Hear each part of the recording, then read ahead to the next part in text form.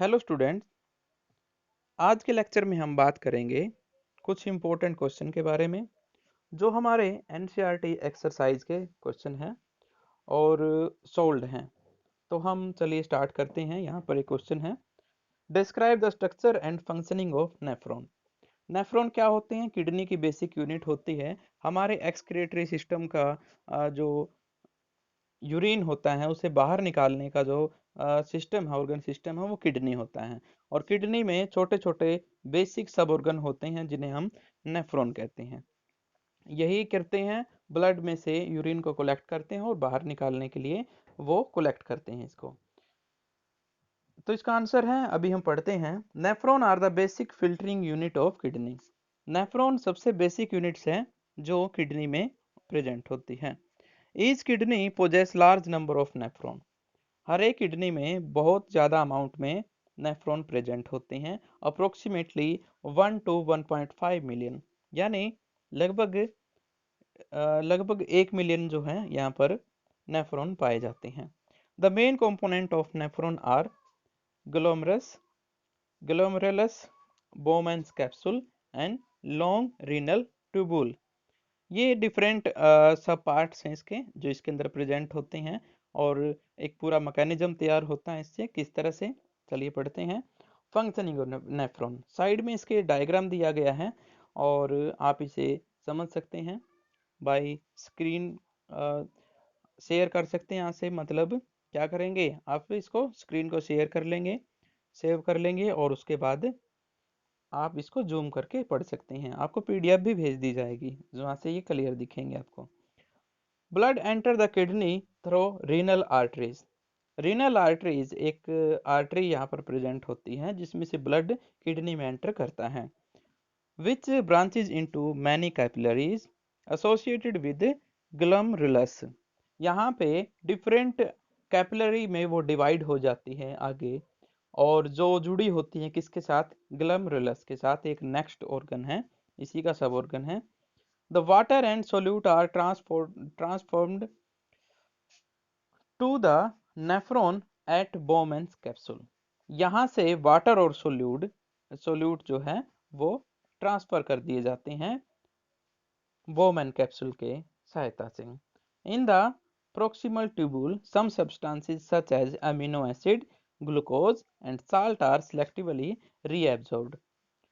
Proximal tubules में कुछ substance जो यूरिन में या फिर ब्लड में प्रेजेंट होते हैं जिनको वेस्ट समझा जाता है, वो दोबारा रीअब्जॉर्ब कर लिए जाते हैं जो काम के होते हैं। For example amino acid, glucose और साल्ट, ये दोबारा रीअब्जॉर्ब कर लिए जाते हैं। And unwanted molecules are added in the urine, और जो नहीं चाहिए शरीर को वो यूरिन में ऐड कर दिए जाते हैं। The filtrate then moves down into the loop of Henle where more water is absorbed. उसके बाद ये जो फिल्ट्रेट है वो आगे जाता है, डाउन आता है नीचे और हैंडले में जाता है, वेयर मोर वाटर एब्जॉर्ब्ड, जहाँ पर थोड़े और अमाउंट में वाटर एब्जॉर्ब कर लिया जाता है। From here filtrate moves upward into the distal tubule. यहाँ से फिल्ट्रेट ऊपर की तरफ जाता है डिस्टल ट्यूबुल में, और उसके बाद ये कोलेक्ट होना स्टार्ट हो जाता है। Collected dust collect urine from many nephrons. यहाँ पर कोलेक्टिंग डक्ट होता है वो कोलेक्ट करता है यूरिन को लगभग हर एक नेफ्रॉन से। तो यहाँ पर थोड़े थोड़े अमाउंट में बहुत सारा जो है यूरिन इकट्ठा हो जाता है। The urine formed in each kidney enter a long tube called ureter. अब यहाँ से ये जो यूरिन है ये आगे यूरेटर में जाता है। From ureter it's get transported to the urinary bladder. उसके बाद यूरिनरी ब्लैडर में इकट्ठा होता है ये, and then into the urethra. और उसके बाद यूरेथ्रा जो है वो एक्सक्रीटरी सिस्टम का लास्ट पार्ट होता है, वहां से इसके बाहर निकाल दिया जाता है। Question number 2, what are the method used by plant to get rid of excretory product. हमने ह्यूमन बींग्स के लिए पढ़ लिया, एनिमल्स के लिए हमने पढ़ लिया। अब हम बात करते हैं क्वेश्चन नंबर 2 की, यानी प्लांट्स के लिए एक्सक्रीटरी प्रोडक्ट कैसे काम करते हैं। Plants use completely different strategy यानी तरीका for excretion than those of animals. Animals के बिल्कुल हटके अलग तरीका इस्तेमाल करते हैं plants. They can get rid of excess water by transpiration. ये ट्रांसपायरेशन का इस्तेमाल करते हैं। ट्रांसपायरेशन एक अलग ही प्रोसेस होती है। इसमें क्या होता है, इसमें पोर्शन बनते हैं जिसमें एक तरफ हाई डेंसिटी होती है और एक तरफ लो डेंसिटी होती है। अगर कंसेंट्रेशन की बात करें तो high concentration to lower concentration जो है मूवमेंट होती है। For other wastage plants uses the fact that many of their tissues consist of dead cell. और इसके अलावा एक तरीका और इनके पास होता है, डेड सेल्स का यूज करके ये उसे बाहर निकाल देते हैं। इनके जो पत्ते होते हैं या लीव्स होती हैं, इनमें ये उन एक्स्ट्रा चीज़ों को स्टोर करते रहते हैं।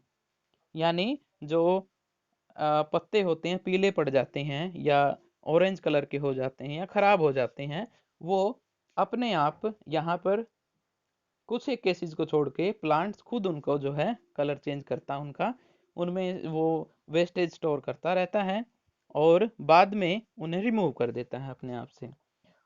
तो इस तरह से हमने बात की कि जो अलग अलग पोर्शन होते हैं, फॉर एग्जांपल रेजिन, गम्स या गोंद लगता है जो पेड़ों को, ये सभी के सभी किस लिए होते हैं, ताकि वेस्टेज वो बाहर निकाल सकें। आई रिपीट, पत्तों का इस्तेमाल करते हैं, जो पीले पत्ते पड़ जाते हैं उनमें बायोलॉजिकल वेस्ट होता है उनका, ठीक है। और ऐसे ही जो गोंद वगैरह होते हैं, ये सभी के सभी पौधे के लिए क्या होते हैं, वेस्टेज होती हैं।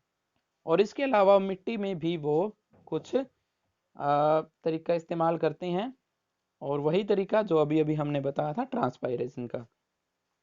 प्लांट्स में जो पानी होता है जिसके यूज नहीं हो रहा होता, हालांकि वो वेस्ट नहीं है, लेकिन पौधे उसको यूज नहीं कर पा रहे, वो भी ट्रांसपायरेशन से जो है बाहर कर दिया जाता है।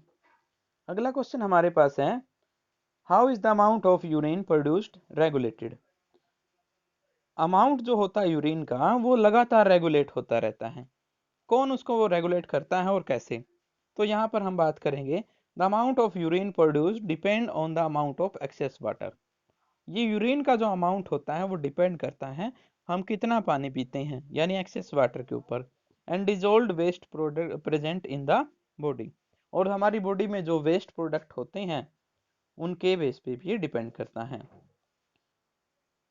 Some other factors such as habitat of an organism and hormones such as antidiuretic। यहाँ पर एक हार्मोन भी होता है जो इस चीज को क्या करता है, कंट्रोल करता है। उसे एंटीड्यूरेटिक हार्मोन्स कहा जाता है या ADH कह सकते हो आप। और दूसरा ये डिपेंड करता है आसपास के एनवायरनमेंट के ऊपर, यानी कैसे जगह के ऊपर ऑर्गेनिज्म रह रहा है। Also regulate the amount of urine produce. ये जो हार्मोन है ये ज़्यादातर यही कंट्रोल करता है, और इस तरह से हम कह सकते हैं कि कंट्रोल कैसे होता है यूरिन। आगे कुछ क्वेश्चन हैं जो छोटे क्वेश्चन हैं। अब यहाँ पे देख सकते हो आप, question number 1, the kidney in human beings are a part of system for. Kidney किसके लिए होती है, अभी अभी हम डिटेल में पढ़ के आए हैं, एक्सक्रीशन के लिए ये जो है किडनी यूज होती है। Second, xylem in plants are responsible for. Xylem का काम क्या होता है, वाटर ट्रांसपोर्ट करना एक जगह से दूसरी जगह। ऐसे ही फाइलम का काम क्या होता है, जो एनर्जी होती है उसको ट्रांसपोर्ट करना, यानी पत्तों से चलते हैं वो और डिफरेंट पोर्शन तक जाते हैं, ट्रांसलोकेशन। और उसके बाद ट्रांसपायरेशन का काम कौन करता है, यहाँ पर higher concentration to lower concentration pressure create होता है, उससे वाटर एब्जॉर्ब होता है जड़ों से पत्तों तरफ। उसके बाद है question number 3, the autotrophic mode of nutrition requires. Autotrophic mode के लिए हमें क्या क्या चीज़ों की ज़रूरत होती है?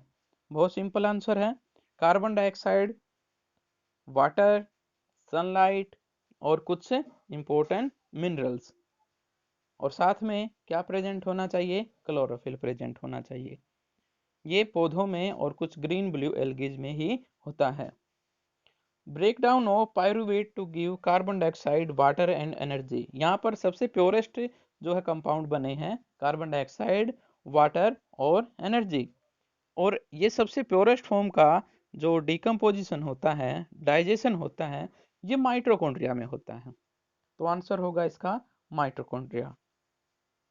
तो ये आपने आज यहीं तक करने हैं, उसके बाद जो क्वेश्चन है वो कल के लेक्चर में होंगे। Okay, all the best.